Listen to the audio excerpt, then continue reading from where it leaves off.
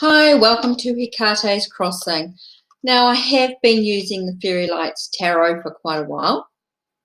Oh, I don't think that's a bit funny with the light, isn't it? There we go. Fairy Lights Tarot for a while. This is the box. I just wanted a quick run through with some of the, just random, some of the major arcana. We begin with the Fool. There we go, the Fool. You can see how he's standing on the edge of new beginnings, new adventures. He's stepped out of the dark into the light. He's not really watching where he's going, so just needs to be a bit more careful in that respect. I think it's also a great card for anyone who's starting any new projects or who's a student in life, a youth, someone who's beginning something new and new adventures, maybe someone who's just completed something and now left that behind and into something new. Maybe this card comes up when someone needs to have a bit of fun and stop feeling so uptight and serious about everything. This is a card that says about being a bit of a free spirit. I think so. That's a really great card to come up. Next card we have is the Hanged Man. This card is quite different than the traditional Rider-Waite-Smith Hanged Man and any of the other card decks. This one here is a bit of sort of hanging around, looking at things from new perspectives, new angles, looking at options that are available to you, maybe feeling a bit like a victim, a bit sort of tied up and bound, so feeling a bit like a victim at the moment, so you need to sort of break away from that. It's a card that sort of tells you, asks you, are you sacrificing yourself, for the good of your journey and where you want to be? Are you doing something that you don't really want to be doing? So this is a really good card that comes up with those sort of thoughts. So something to sort of think about, when this card comes up, are you actually doing something you don't really want to be doing? You're sacrificing yourself for the sake of money, or it's a job sort of thing. So it's a card that comes up quite a bit. Okay, we have card number 11 in this deck, which is Strength. Okay, so Strength for me, and this is quite different. It's the polar bear instead of the lion. So it's that protector, that loyalty. It's asking you to, it's not about physical strength though. It's more about a mental strength or an emotional strength, or do you have the stamina to withstand whatever it is you're going through at the moment? Maybe you've got to pull that strength from deep down within you and bring it out. This is a card that sort of just says it's not about physical force, but actually using your wit. Maybe you need to use your words in in an affirmative way. Maybe you need to sort of stand and go, hey, stop. Well, this is what I want. This is what I desire. This is what's expected. This is about being quite firm, quite assertive, not necessarily in a nasty way. You're not yelling or screaming, but just speaking quite firmly. So this is a really good card for that. Quite different. Okay, we've got Star card here. So Star for me is very much about dreams, letting the inner star shine from within, allowing the light, knowing that there's a light in all the darkness. There's always that little bit of hope in regards to your dreams and where you want to be and what you want to be doing. So that's a really good card for that. So we'll do one more for today, and then we might do a few more. We'll see how we go. So we've got two. So we've got the High Priestess. So the High Priestess is about sorcery, magic, secrets. This is about her. She sees what's hidden. Now, she might not always reveal loudly what's hidden, but she knows what's going on. So it's up to you to be honest and say what's, if there's secrets and things going on that you might need to reveal. Maybe she looks at clairvoyance, psychic abilities, a little bit of magic. She's about creation.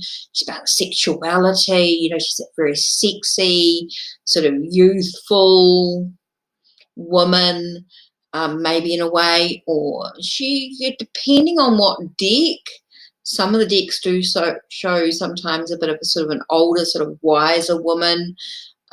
She's the counterpart to the Hierophant in the decks, so that again, that sort of that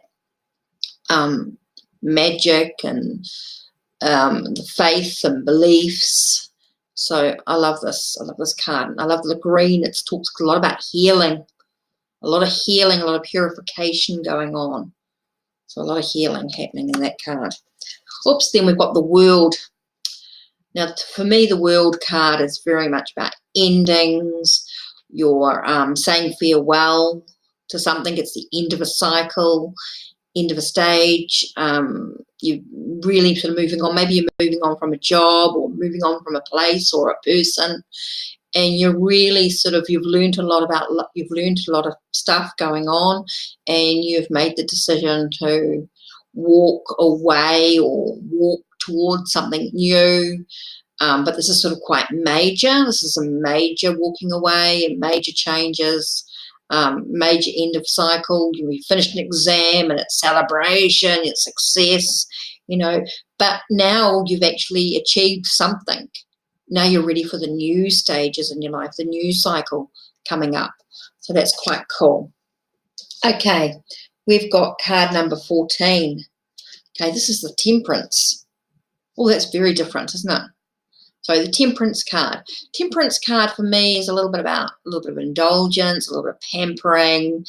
It's you're getting rid of all the old baggage going on, and you've broken free from the you've broken free from transformations. You're in that moderation. It's not you're not overindulging. This is just a card to warn you, do not overindulge. This is just to say, it's okay to have a little bit of pampering, a little bit of time out, a little bit of time releasing, letting go of all your stuff and being gentle with yourself. But be careful, be wary of not crossing the threshold. So this is quite a good reminder card when it comes up, that it's okay to have a little bit of pampering and it's okay to ask for a little bit of help. But it's about finding that balance. So that's quite cool. And 14 for me is also 5, which is have faith, have belief, the Hierophant card. So that's quite cool. Okay, we've got 9, the Hermit. The Hermit to me is solitude, reflection. He's gaining knowledge, he's gaining wisdom through meditation and reflection, knowing there's a light at the end of the tunnel. Follow your own light, follow your own beliefs and your own faith. This really is about looking internal reflection, internal contemplation. So this is very much even the sense of being in silence. When you're in silence, you can hear what's going on. Okay, we've got card number 18. We've got the Moon. The Moon, for me, is about reflection, okay, psychic awareness, fears, enemies. Now, is that enemy you? Your own thoughts, your own unconscious cells and things that are going, past stuff that's holding you back. So it's a sense of, you need to face those fears. What scares you? This card is very much about reflection, contemplation, psychic awareness. Look at your psychic abilities. How are you developing? Maybe this card arrives to remind you to, maybe it's time for you to work with some lunar energies. Maybe it's time to work with a moon goddess, a goddess of the night. So maybe you're working with Selene or Hecate. So it's a good card for you to, maybe you need to sit and reflect and think, Goddess of the Moon, come down, give us some guidance. Okay, it's just something to think about. Moon goddess. Okay, we've got the Hierophant. This card of faith, of tradition, beliefs. Could be in a religious sense, could be in a spiritual sense, could be any beliefs, any faith. Could also be a sense of mentoring and teaching. Maybe you're waiting for a teacher to arrive, or you're a teacher waiting for students to arrive, and this card arrives to say, yep, it's on the way. Or you've applied to a universe or a college or a course and you've been accepted. This card's a great one for confirmation to say that you'll be accepted. This could also be in relation to a sense of, yeah, I'm giving you some guidance, but you don't have to take everything I say on board. Maybe it's time for you to do your own searching, your own researching, your own mentoring. Mentoring yourself. Speak about opening your heart to your own truths, your own traditions, your own beliefs, your own faith. So it's a good card for a little bit of self-look at what is of value to your beliefs. Okay, we've got the Empress. The Empress for me is motherhood. This is a great card with Mother's Day coming up on Sunday. This card also reminds us that we may be so busy taking care of everyone else that we've actually forgotten ourselves. There might be a time when you actually need to take some time out for you. Ask for a little bit of pampering. Go and have a massage, or go and have a facial, or go for a walk, or just go and spend some quality time. Go and spend some quality time looking at yourself. I think it's a really good card for having some self-pampering. But it also is an acknowledgement. Maybe you're pregnant. Acknowledges the new motherhood coming up. So this will be a good one for that. Now, if any guys get this in the reading, I find it reminds them to open up to their feminine energy. Okay? It reminds the men in our life to allow themselves to be nurturing and to be nurtured, which is a big thing for some of those guys. They're so used to taking care of everybody else, they've forgotten about taking care of them. So this is a good card for that in some way. And then we've got the Devil. Okay, the Devil card. Addictions, bad habits, repeated patterns, parties. Maybe you're out partying and this card comes up and says, hey, you've got a big party this weekend. Be careful. Be aware. There are temptations that can drive you down the wrong path. Maybe you're being chained to past habits or past addictions. Now, the addictions are not necessarily always drugs or alcohol. They can be other things as sex or maybe you've got a really bad habit of just walking away from an argument. And this card says to you, stop walking away. Maybe it's time for you to stand up and break free from it. Put a stop to it. Repeated patterns need to be broken away from. You need to break away those chains. So this is a really good card. So remember, if you're going out partying and this card comes up, be careful. Temptations. Okay, we have the Tower, card number 16. Okay, we have crumbling walls and barriers. Now, I know people freak out when they get this card in a reading, but there's so many good things about this, because this could mean that once those walls have crumbled, those barriers, you've reached enlightenment, a state of an awareness, and it allows you to stand on solid ground of reality. Maybe you're so uptight and so upwound, you've got these walls around you, and this card's reminding you to break down some of those walls, some of those barriers. Open your heart to new possibilities. So this is a really good card for that. Just remember, sometimes we need a little bit of a shake-up, bit of a wobble in our life. Okay, we've got card number 7, the Chariot. This is a great card to ask you to reflect and contemplate. In which direction do you want to go? It's not always a grey area. You have to be very clear in the direction that you want to go. You have to communicate clearly about the direction you want to go.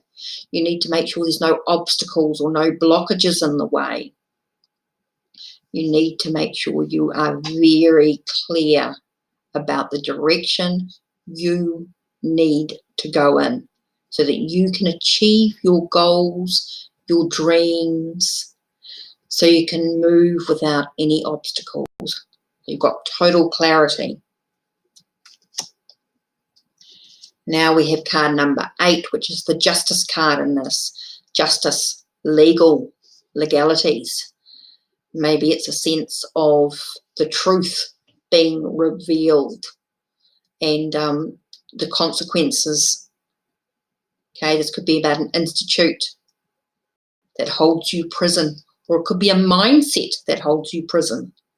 And this is saying to you, you need to look at the truth, and it's major, because it's going to be major consequences if you don't look at the truth. Okay, this is a big card. This is about balance. This is about cutting away the lies. So maybe this card comes up and you know someone's being deceitful. This card, somebody is being majorly dishonest. This is quite a big card. Okay, 6, Lovers. Now, I quite like this card. It's quite a gentle, romantic lovers. Quite gentle. They're just being very cuddly, very intimate. It's a partnership. It's a union. It's a lot of romance, a lot of love. It's very balanced. It's just very beautiful, very soft, very gentle. Now, when we're talking about partnerships, if you're doing a business reading and this comes up, you know, it's just a business relationship that's going to cause a bit of passion, but not a romantic passion. It's a lust for life. It's not about a intimate relationship in such a way, but more of a equality. This is a relationship that's equal in many aspects. So this could be a card that comes up and talks about an equality relationship, a relationship that's equal in some way. So it's passion, it's unity. Now, different decks will give us different symbols, different colours, different things going on. This is quite different. This is just 2 people, a man and a woman. Just talks about an equality relationship. Very romantic. Okay, we've got the Magician. Now, the Magician has many aspects to it. Now, it's asking you to look beyond the illusion. There's someone being a bit of a con artist, someone being a bit of a trickster, someone not being not being totally honest with you. They're sort of in the way they're sort of distracting you so that you actually don't see what's actually going on. All this card arrives to tell you to use your skills and your abilities, all your tools, to manifest the desires that you want in life. So this is a good one. It's as above, so below. So what's happening within you can affect what happens outside of you. So your thoughts. So you've got to think, I can do this. Now it's funny, this card here, I just got that image of that British guy who, Dynamo, when he goes to Brazil and he's standing there and he rises in front of the Christ, the Christie statue, and he believes, and he does. and it freaks everybody out because he levitates. But he does what he does because he believes he can do so. So that's what this card is reminding you, to believe that you can manifest your reality. Okay, just a few more cards to go. We might as well finish them off. We've got 20. Okay, we've got Judgment. Now this card here always says to me about awakening, resurrecting your true self. Have you awoken to who you truly are? Have you awoken your heart to the possibilities of who you could be? Are you blowing your trumpet to who you can be? Are you saying, hey, I've achieved this. I'm nearly finished. I've done really well with my exams. I've done really well with my learning. I've achieved. I've done the practical. I'm getting there. This is a really great card for that. Okay, we're on card number 19, the Sun. To me, the Sun card is it talks about vulnerabilities, the sunshine on the situation, greeting the beginning of the day, the dawn. But don't forget the dusk, the sunset, when the sun disappears and it goes to the dark. It's only dark for a short time before the light will be revealed again.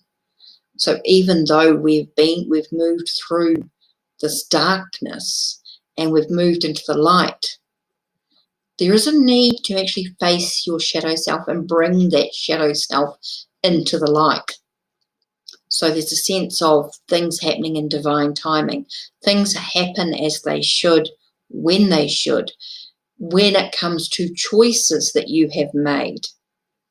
So there's a little bit of destiny and fate coming up in this card, I feel. For me, it's also about a sense of when the sun shines on the situation, it purifies. A bit of vitamin D. It's telling you to go spend some time outside in the sun. Go and enjoy the sun. Okay, we have got card number 4, the Emperor. Fatherhood. Okay, he's a man who rules his people. Or in this case, it's like a knight, right? So he rules his soldiers.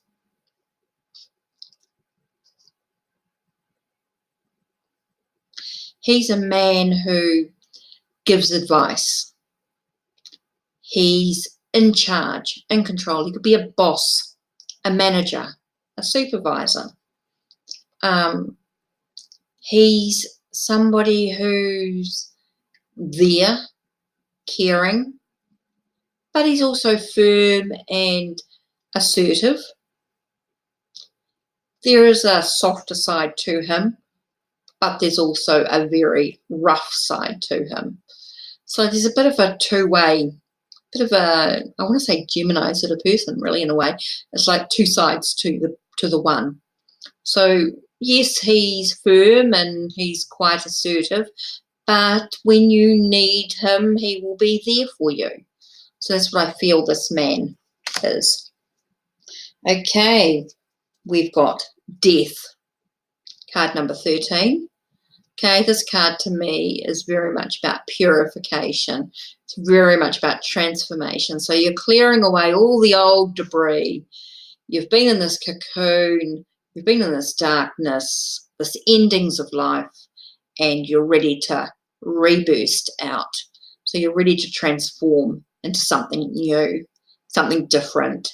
You've made huge changes, huge shifts. You've been going through the ringer maybe, and you're feeling distraught, you've been feeling upset. This card here, I just feel is a sense of be gentle with yourself as well. You know, you're going through huge changes. It's a matter of really going through some big shifts. You've had a big spiritual shift within yourself, been a big shift within yourself mentally, emotionally, physically, spiritually. Maybe going through a big spiritual shift within yourself. This card reminds you need to be a little bit gentle. Okay, last card of the major arcana, we have the Wheel of Fortune. This is your destiny and fate. Do you believe? Is it destiny or fate? Are you in control, or is the universe in control? Are you going around and around in circles, being stagnant? Or are you ready to make the decision to move forward, to flow in your life? So I think you just keep going around and around and around, as we sometimes do, and our head's spinning, we just can't seem to get anything done. We're in a major chaos. It's like, take a breath, take a moment, make a decision, and walk forward. It is time to make a decision to walk forward. So this is a really good card for that. I think this really allows you to take that moment,